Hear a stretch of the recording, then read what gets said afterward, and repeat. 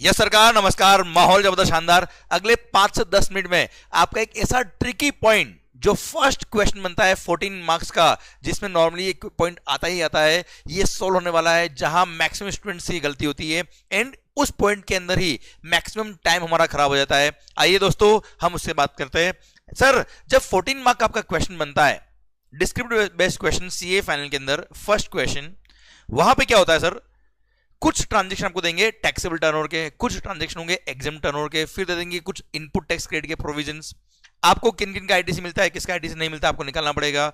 कौन सा supplies taxable supplies है, कौन सा सप्लाईज एग्जाम सप्लाईज है, निकालना पड़ेगा। एंड देन अब वो जो क्रेडिट दिया है वो होगा कॉमन क्रेडिट, और क्वेश्चन में पूछा होगा आपको कि बताइए कितना मिनिमम नेट जीएसटी पेएबल है थ्रू कैश लेजर, मतलब आपको कितना आईटीसी यूटिलाइज करने का है, रिमेनिंग कितना टैक्स पे करना है इन कैश। ये निकालने के लिए आपके पास अवेलेबल आईटीसी में से कितना आईटीसी आप यूज कर सकते हो, कितना आईटीसी आपको मिलने वाला है, वो कैलकुलेशन के लिए सिंस आपके आउटवर्ड सप्लाईज में कुछ टैक्सेबल सप्लाईज भी होगी और कुछ एग्जाम सप्लाई भी होगी, तो आपको कॉमन क्रेडिट का ऑपरेशन करना होता है as per rule number 42 and 43। तो वहां पर एक बड़ा ही ट्रिकी पॉइंट आता है भाई कि एग्जाम टर्नओवर में क्या क्या इंक्लूड करने का है और टोटल टर्नओवर में क्या क्या इंक्लूड करने का है। ये अगले 5 से 10 मिनट में बहुत ही क्लियरिटी के साथ आपको क्लियर हो जाएगा। ध्यान से सुनिएगा इस वीडियो को लास्ट तक। ये 5 से 10 मिनट आपके 14 मार्क को बहुत अच्छे से सेव कर सकते हो और टाइम भी बचाएंगे आपका। सर, सबसे पहली बात, जब आप एग्जाम टर्नओवर इंक्लूड करते हो, एग्जाम टर्नओवर का कैलकुलेशन करते हो, तब कौन कौन से टर्नओवर को एग्जाम टर्नओवर में इंक्लूड करने का है और किसको इंक्लूड नहीं करने का है। सबसे पहली बात, sir following shall be included. Sir 4 transactions, ये एक्चुअली एग्जाम नहीं है पर फिर भी for the purpose of, specifically for the purpose of rule number 42 and 43 इसको एग्जाम टर्नओवर में इंक्लूड करते हैं। फर्स्ट, अगर आपका ऐसा कोई आउटवर्ड सप्लाई जिसमें रिवर्स चार्ज मैकेनिज्म लगता है, आपका ऐसा कोई आउटवर्ड सप्लाई, आपने परचेज नहीं किया, आपकी सेल ही है, अब आपका आउटवर्ड सप्लाई जिसमें रिवर्स चार्ज लगता है तो रेसिपिएंट लायबल होगा टैक्स पे करने के लिए, आप तो खुद लायबल हो नहीं सर। अब आप पे अगर लायबिलिटी नहीं आती है तो गवर्नमेंट बोलती है हम आपको आईटीसी भी अलाउ नहीं करेंगे उन सप्लाईज में जो भी इनपुट सर्विस काम आ रहा है उसका, इसलिए उसको एग्जाम टर्नओवर में इंक्लूड कर देते हैं बेटा। तो फर्स्ट, आपका अगर ऐसा कोई आउटवर्ड सप्लाई है जिसमें रिवर्स चार्ज मैकेनिज्म लगता है तो उसको एग्जाम टर्नओवर में इंक्लूड करने का, जो इसका एक्चुअल टर्नओवर था, एक्चुअल वैल्यू थी, उसको एग्जाम टर्नओवर में ऐड कर दीजिए। Second, sale of land and sale of building. दोस्तों, वैसे सेल ऑफ लैंड और sale of building neither supply of goods not supply of service है, शेड्यूल 3 का ट्रांजेक्शन है, और शेड्यूल 3 के ट्रांजेक्शन आपको बताया वो सप्लाई ही नहीं होता है, और सप्लाई नहीं होता तो उसको टर्नओवर में इंक्लूड नहीं करते।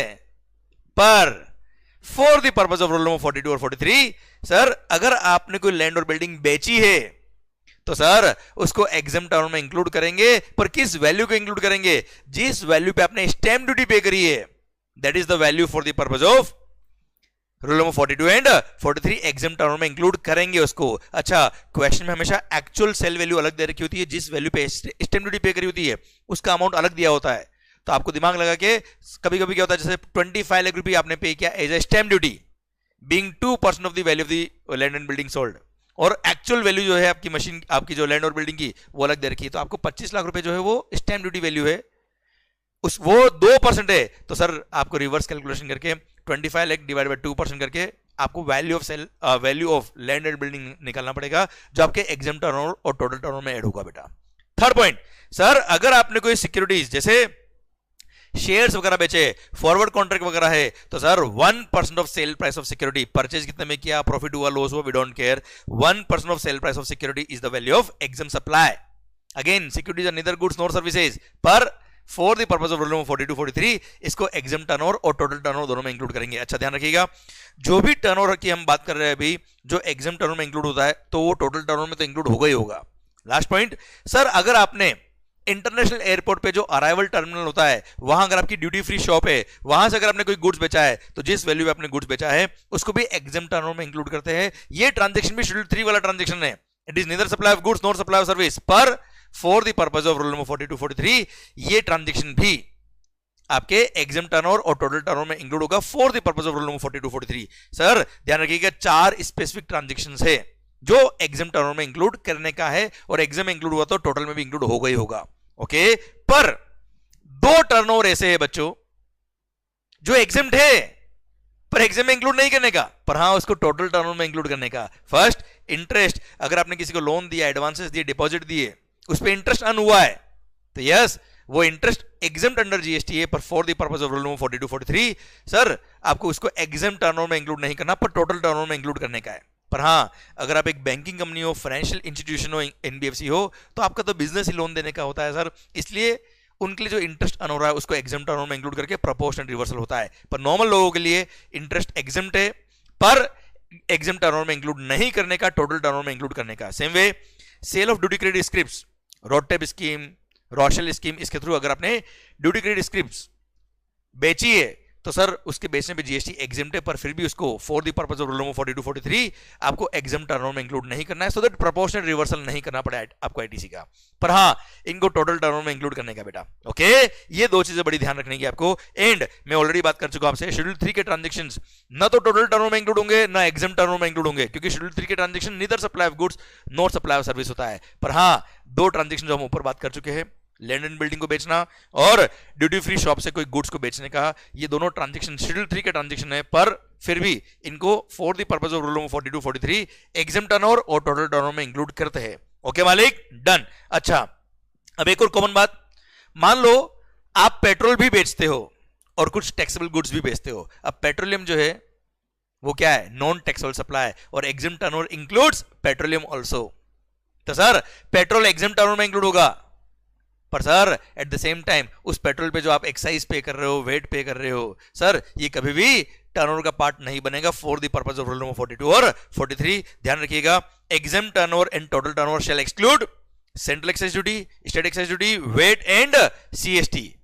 वैसे पूरे जीएसटी के पर्पस के लिए value include all this taxes, पर for the purpose of rule number 42 43 excise duty का अमाउंट, भले वो सेंट्रल एक्साइज हो, स्टेट एक्साइज हो, वेट हो, सीएसटी को, इसको टर्नओवर का पार्ट नहीं बनाने का। बाकी जो actual value of sale of petroleum था या alcohol liquor for human consumption है, उसको टर्नओवर में ऐड करने का, एग्जाम टर्नओवर और टोटल टर्नओवर में, पर उस पे जो वेट एक्साइज वगैरह लगता है उसको इंक्लूड नहीं करने का। अच्छा हाँ, जस्ट नॉलेज के लिए बता रहा मैं आपको, आईएसडी के अंदर भी सेम पॉइंट है बेटा, कि सर जब इनपुट सर्विस डिस्ट्रीब्यूटर अपनी ही दूसरी यूनिट्स को जब क्रेडिट डिस्ट्रीब्यूट करता है तो उनके टर्नओवर के रेशियो के बेस पे डिस्ट्रीब्यूट करता है, तो वहां पे टर्नओवर निकालते वक्त अगेन सर आपको एक्साइज, वेट, सीएसटी कभी भी टर्नओवर का पार्ट नहीं बनाना। जस्ट नॉलेज के लिंक कर दिया मैंने आपको।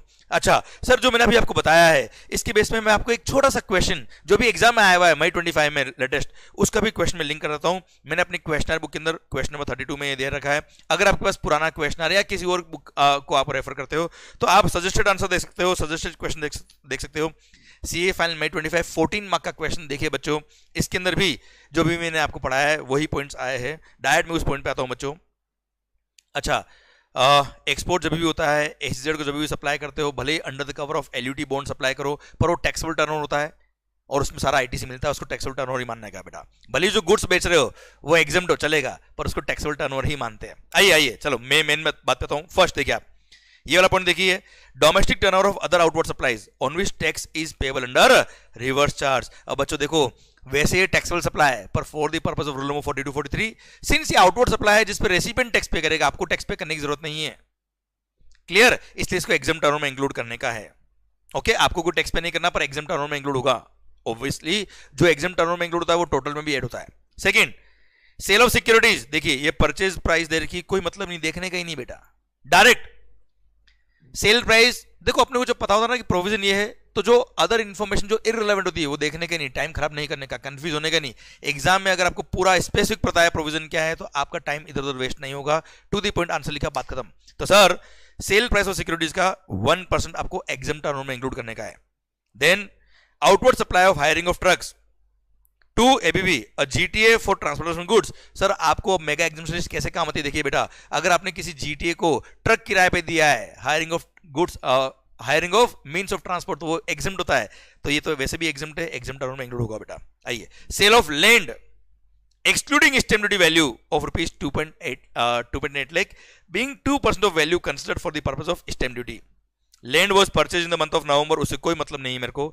1,25,00,000 का सेल वैल्यू दे रखा है, उससे भी मेरे को कोई मतलब नहीं है। डायरेक्टली क्या करेंगे, 2.8 lakh is the stamp duty which is 2%। तो सर 2.8 लाख डिवाइड बाय 2% करेंगे तो जो वैल्यू आएगा that is the value of sale of land and building, उसको हम एग्जाम टर्नओवर में इंक्लूड करेंगे। Interest received on investment in FDs with public sector bank, तो सर ये जो इंटरेस्ट रिसीव हुआ है ये एग्जाम्प्ट अंडर जीएसटी है, पर for the purpose of rule number 42 43 इसको एग्जाम में इंक्लूड नहीं करेंगे, पर टोटल टर्नओवर में जरूर इसको इंक्लूड करने का बेटा। है ना भाई, क्लियर। फिर एक कॉमन आईटीसी आपको दे रखा है जिसको आपको अपोर्शन करना पड़ेगा एग्जाम टर्नओवर और टोटल टर्नओवर को कैलकुलेट करते वक्त। तो सर ध्यान रखिएगा, इस तरह के जब क्वेश्चन बनते हैं तब हम हर इंडिविजुअल पॉइंट को सोल्व कर लेते हैं यार, कहीं तकलीफ नहीं आती है। पर ये जब एग्जाम टर्म में क्या इंक्लूड करने का है, क्या इंक्लूड नहीं करने का, टोटल टर्म में क्या क्या इंक्लूड होगा, ये ध्यान रखते वक्त आपको कैलकुलेशन में बहुत इजी रहेगा अगर आपने इस पॉइंट को ध्यान रखा है तो बेटा। अदरवाइज इस क्वेश्चन में कोई टफ पॉइंट था ही नहीं बच्चों, क्लियर। ऐसा सेम क्वेश्चन में राजेश रोना नाम का एक क्वेश्चन था जो हमने ऑलरेडी लेक्चर में सोल्व किया हुआ है, सेम पैटर्न पे क्वेश्चन बना हुआ था बेटा, क्लियर। तो सर इसी के साथ ये जो इंपॉर्टेंट पॉइंट मुझे लगा था ये आपको बहुत ध्यान रखना चाहिए। कभी कभी एमसीक्यू में भी इस तरह का पॉइंट बन सकता है कि बताओ for the purpose of roll number 42 43 exam turnover में क्या क्या इंक्लूड होगा क्या नहीं होगा। मान लो कोई न्यूमेरिकल क्वेश्चन दे दिया बेटा आपको, एग्जाम टर्नओवर निकालिए बेटा, तभी भी ये पॉइंट काम आ सकता है बच्चों। पर आई होप आपको ये पॉइंट समझ में आया। आई होप ये जो हमने पढ़ा है एक छोटा सा स्पेसिफिक प्रोविजन, ये आपके 14 मार्क के क्वेश्चन को सोल्व करने में और जल्दी सोल्व करने में, इफेक्टिवली सही सोल्व करने में हेल्प करेगा। For more such kind of knowledgeable content follow this channel and माहौल बनाइए। एंड अगर मजा आ गया हो तो do share with your friends and comment box में बताइएगा कि आपको इस तरह के और कौन से टॉपिक्स है जिनको इफेक्टिवली जल्दी से रिवाइज करना है, जहां आपको प्रॉब्लम आती है कनेक्टिविटी में बेटा। ओके, ऑल द बेस्ट, माहौल बनाइए शानदार वाला, मस्त वाला पढ़ाई करिए एंड दुआ में जरूर याद रखिएगा। Thank you so much, bye bye.